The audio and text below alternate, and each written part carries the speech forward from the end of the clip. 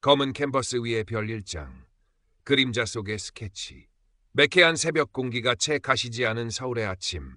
박지우는 오늘도 어김없이 고개를 숙인 채 지하철에 몸을 실었다. 그의 짙은 갈색 피부와 곱슬거리는 머리카락은 금세 사람들의 시선을 끌었다.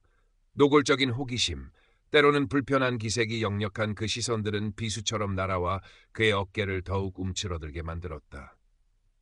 28. 한국인 아버지와 아프리카계 어머니 사이에서 태어난 그는 이 땅에서 이방인 아닌 이방인으로 살아가는 중이었다. 괜찮아, 익숙하잖아. 스스로에게 주문처럼 되뇌었지만 심장은 여전히 불편하게 두근거렸다. 작은 디자인 회사 크리에이티브 팩토리의 신입 디자이너. 그의 직함은 그럴듯했지만 현실은 복사기 앞을 떠나지 못하는 존재감 없는 유령 사원에 가까웠다. 그의 진짜 세상은 퇴근 후 낡은 원룸 한 구석에 마련된 작은 작업실에서 펼쳐졌다. 그곳에서 그는 캔버스 위에 억눌린 감정들을 토해내듯 그림을 그렸다. 어둠 속에서 더욱 빛나는 별처럼 그의 그림들은 절망 속에서도 희망을 갈망하는 영혼의 몸부림이었다. 그 평온한 일상에 균열이 가기 시작한 것은 일주일 전 회사의 새로운 팀장이 부임하면서부터였다. 최대훈. 하얗고 말끔한 피부, 값비싼 수트, 자신감 넘치는 태도. 하지만 그의 눈빛에 서린 오만함과 냉소적인 미소는 지후에게 잊고 싶었던 과거의 악몽을 생생하게 떠올리게 했다. 초등학교 시절 지우를 지독하게 괴롭혔던 주동자. 그가 바로 최대훈이었다. 어이, 박지후, 오랜만이네. 아직도 그렇게 시커멓고 음침한 건 여전하고. 팀 회식 자리에서 최대훈은 보란듯이 지우에게 다가와 어깨를 툭 치며 말했다. 그의 입가엔 비릿한 조소가 걸려 있었다. 지우는 온몸의 피가 싸늘하게 식는 것을 느꼈다. 과거의 공포가 발목을 잡고 질식시킬 듯 다가왔다. 그날 이후 최대훈은 사사건건 지우를 트집 잡고 무시했다. 박지우 씨, 이런 기본적인 것도 못하나? 그림자처럼 있지 말고 존재감 좀 드러내봐. 아, 그 얼굴로는 무리인가? 노골적인 비아냥과 교묘한 업무 방해는 지우를 벼랑 끝으로 몰아갔다. 그때 한 줄기 빛처럼 다가온 사람이 있었다. 같은 팀 동료 김민준. 쾌활하고 정의감 넘치는 그는 지우의 어두운 표정과 최대훈의 이상한 태도를 가장 먼저 눈치챘다. 지우 씨, 괜찮아요? 최 팀장, 좀 이상하지 않아요? 유독 지우 씨한테만 그러는 것 같아서. 민준의 따뜻한 말 한마디에 지우는 울컥 눈물이 쏟아질 것 같았다. 처음으로 누군가 자신의 편이 되어주는 듯한 느낌이었다. 2장, 익명의 날갯짓. 어느 날 회사 전체에 공고가 붙었다. 크리에이티브 팩토리 창립 10주년 기념 K글로벌 신품런 캠페인 디자인 공모전. 익명 심사가 원칙이었고 최종 우승팀에겐 파격적인 인센티브와 프로젝트 총괄 책임자라는 엄청난 기회가 주어졌다. 회사에 사활이 걸린 프로젝트였다. 지우 씨, 이거 한번 해봐요. 지우 씨 실력이면 충분히 해볼 만해요. 이런 기회 흔치 않아요. 민준이 흥분된 목소리로 지우의 등을 떠밀었다. 지우는 망설였다. 최대훈의 얼굴이 떠올랐다. 그의 냉소적인 비웃음이 귓가에 맴도는 듯했다. 하지만 민준의 진심 어린 격려와 가슴 깊은 곳에서 꿈틀대는 작은 열망이 그의 등을 떠밀었다. 어쩌면 이번이 마지막 기회일지도 몰라. 그날부터 지우는 밤샘 작업을 시작했다. 퇴근 후 작은 작업실, 그는 캔버스 대신 태블릿 위에서 혼신의 힘을 다해 아이디어를 구체화했다. 그의 손끝에서 탄생하는 디자인은 강렬하고 독창적이었다. 검은 피부의 모델을 전면에 내세우고 한국의 전통적인 미와 현대적인 감각을 조화시킨 파격적인 컨셉이었다. 다름은 틀림이 아니다. 다양성 속에 진정한 아름다움이 있다. 그것이 그가 작품을 통해 세상에 던지고 싶은 메시지였다. 최대훈 역시 자신의 팀을 이끌고 공모전에 참여했다. 그는 자신의 인맥과 권력을 총동원하여 정보를 수집하고 심사위원들에게 은밀히 영향력을 행사하려 했다. 그러던 중 우연히 지우가 밤늦게까지 남아 무언가에 몰두하는 모습을 보게 되었다. 그의 직감은 지우가 심상치 않은 작품을 준비하고 있음을 경고했다. 질투심과 불안감에 휩싸인 최대훈은 그때부터 노골적으로 지우를 감시하고 방해하기 시작했다. 중요한 참고 자료 요청을 묵살했고 다른 팀원들 앞에서 박지우 씨 아이디어는 너무 아마추어 같지 않나? 현실성이 없어 보여. 라며 그의 능력을 폄하했다. 1차 심사 결과가 발표되었다. 지후의 익명 출품작은 예상을 뛰어넘는 압도적인 호평을 받으며 강력한 우승 후보로 급부상했다. 심사평, 기존의 틀을 깨는 과감한 시도와 깊이 있는 철학이 돋보이는 수작, K글로벌의 미래를 보여주는 듯한 강렬한 인상을 남김. 지후는 심사평을 몇 번이고 되읽으며 가슴이 벅차오르는 것을 느꼈다. 아주 작은 자신감의 싹이 그의 마음속에서 고개를 들기 시작했다. 하지만 동시에 자신의 정체가 탄로날 경우 최대훈이 어떤 반응을 보일지 두려웠다. 최대훈은 충격과 분노에 휩싸였다. 자신의 작품이 고작 가작으로 선정된 반면 정체불명의 출품작이 모든 스포트라이트를 받는 것을 참을 수 없었다. 그는 익명의 경쟁자가 박지후일 것이라는 강한 심증을 굳혔다. 감히 내까짓게. 그의 눈빛이 섬뜩하게 빛났다. 3장 검은 그림자, 비열한 함정. 최대훈의 방해 공작은 더욱 치밀하고 악랄해졌다. 그는 지후의 작업 과정을 몰래 촬영하고 그의 컴퓨터에 접근하여 작업 파일의 일부를 빼돌리려 시도했다. 심지어 지후가 잠시 자리를 비운 사이 그의 책상 위에 놓인 커피잔을 일부러 엎질러 중요한 스케치들을 망쳐놓기도 했다. 지후는 절망했지만 그때마다 민준이 그의 곁을 지키며 다시 일어설 수 있도록 도왔다. 지후씨 힘내요. 저 인간이 저렇게 나올수록 지후씨 작품이 뛰어나다는 증거예요. 절대 포기하지 마요. 민주는 밤늦게까지 남아 지후의 자료 복구를 돕고 새로운 아이디어를 함께 고민해 주었다. 지후는 민준의 따뜻한 우정 속에서 조금씩 힘을 얻었다. 한편 최대훈은 지후의 작품을 표절작으로 둔갑시킬 계략을 꾸미기 시작했다. 그는 해외에 잘 알려지지 않은 신진 디자이너의 작품 중 지후의 컨셉과 아주 미묘하게 유사한 부분을 찾아내어 마치 지후가 이를 표절한 것처럼 정교하게 증거를 조작했다. 그리고 익명으로 회사 내부 감사팀과 몇몇 언론사에 이메일을 보냈다.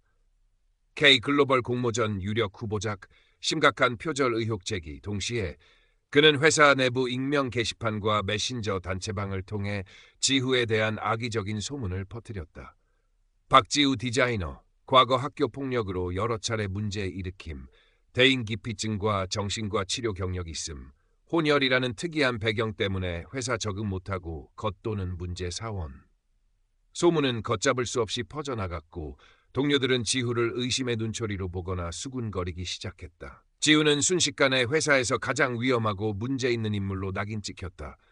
지후씨, 이게 다 무슨 소리예요? 말도 안 돼요. 민주는 분노했지만 이미 여론은 지후에게 등을 돌린 후였다. 지후는 극심한 배신감과 절망감에 휩싸였다. 과거의 트라우마가 생생하게 되살아나 그를 짓눌렀다. 아무도 믿을 수 없었고 세상 모든 것이 자신을 향해 손가락질하는 것 같았다. 그는 작업실에 틀어박혀 며칠 밤낮을 울었다. 공모전이고 뭐고 다 포기하고 싶었다. 4장, 벼랑 끝의 외침. 공모전 최종 프레젠테이션 및 심사를 며칠 앞두고 회사 감사팀은 지후에게 표절 의혹과 악성 루머에 대한 해명을 요구했다. 그의 공모전 참가 자격 박탈과 함께 징계위원회 회부까지 거론되는 상황이었다. 최대훈은 자신의 계획이 성공적으로 진행되는 것에 만족하며 지후에게 다가와 싸늘하게 비웃었다. 거봐, 박지후, 분수를 알았어야지. 내까지 게 어딜 감히 넘봐. 주제 파악 좀 하고 살지 그랬어. 지후는 아무 대꾸도 할 수 없었다. 온 세상이 자신을 버린 것 같았다. 김민주는 지후를 돕기 위해 동분서주하며 증거를 찾으려 했지만 최대훈의 치밀한 방해와 회사 내의 냉담한 분위기 속에서 뚜렷한 성과를 거두지 못했다. 최종 프레젠테이션 당일 아침, 지후는 모든 것을 포기한 채 작업실 구석에 웅크리고 있었다. 그때 책상 위에 놓인 낡은 스케치북이 눈에 들어왔다. 먼지가 뽀얗게 쌓인 스케치북.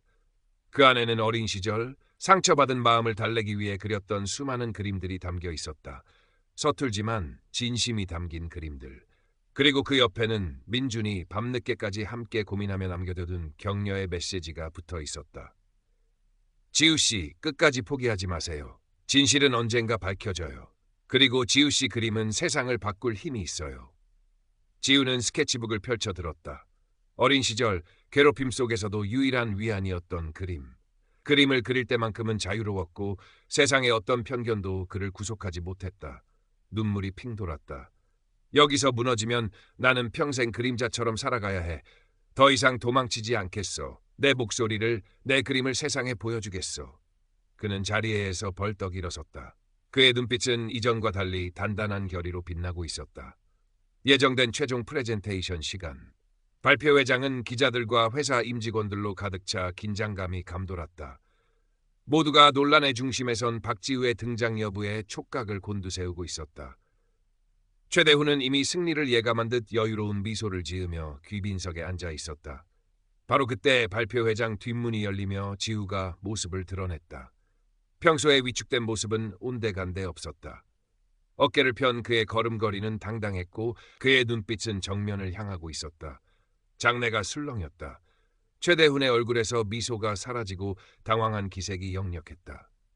지훈은 단상에 올라 마이크를 잡았다. 그의 손은 미세하게 떨리고 있었지만 목소리는 놀랍도록 차분하고 힘이 있었다. 안녕하십니까. 크리에이티브 팩토리 디자이너 박지우입니다. 그는 준비된 프레젠테이션 자료 대신 자신의 이야기를 시작했다. 자신의 출생 배경, 검은 피부 때문에 겪어야 했던 차별과 편견, 그리고 그림만이 유일한 탈출구였던 어린 시절, 그리고 최대훈으로부터 당했던 끔찍한 학교 폭력의 기억까지. 그의 진솔하고 담담한 고백에 장내는 숙연해졌다. 저는 오늘 제 작품을 발표하기 전에 먼저 진실을 밝히고자 이 자리에 섰습니다. 지훈은 최대훈의 표절 음모와 악의적인 루머 유포 사실을 조목조목 반박하며 자신이 준비한 증거들을 대형 스크린에 띄웠다.